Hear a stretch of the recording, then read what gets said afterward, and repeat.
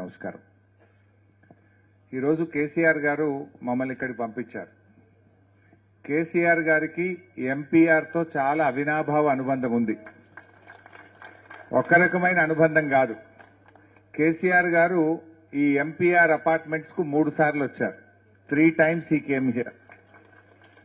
ఇక్కడే vision document, BRS party policy document కూడా ఈ అపార్ట్మెంట్ లోనే వార్ రూమ్ లో తయారైంది.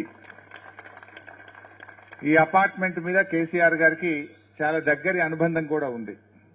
అనేక సార్లు ఇక్కడికి వచ్చారు ఆయన.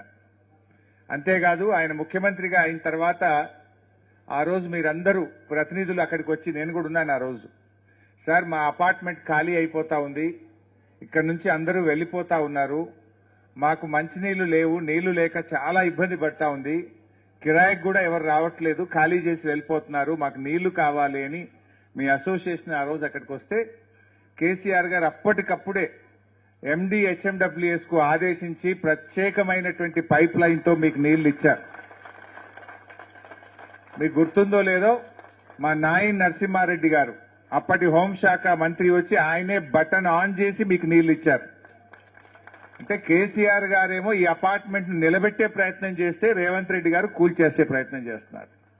ఆయన నిలబెట్టారు కేసీఆర్ గారు, ఈయన కూల్చేస్తా అంటున్నాడు. ఆయన గుర్తు చేయమన్నారు మీకు.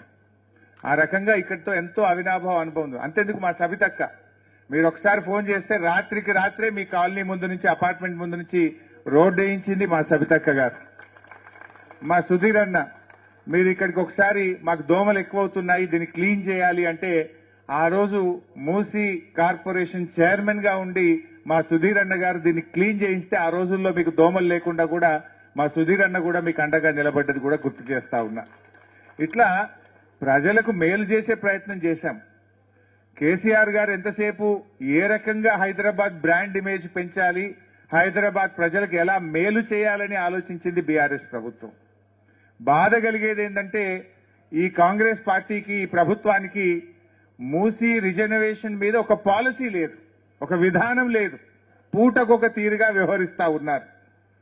ఈరోజు మూసీ మురికిపోవాలని అందరూ కోరుకుంటున్నారు, మూసీ శుద్ధి జరగాలని అందరూ కోరుకుంటున్నారు.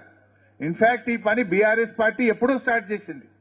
ఆ రోజు బీఆర్ఎస్ అధికారంలో ఉన్నప్పుడే 3,800 కోట్ల రూపాయలతో మేము 38 STPలు బీఆర్ఎస్ పార్టీ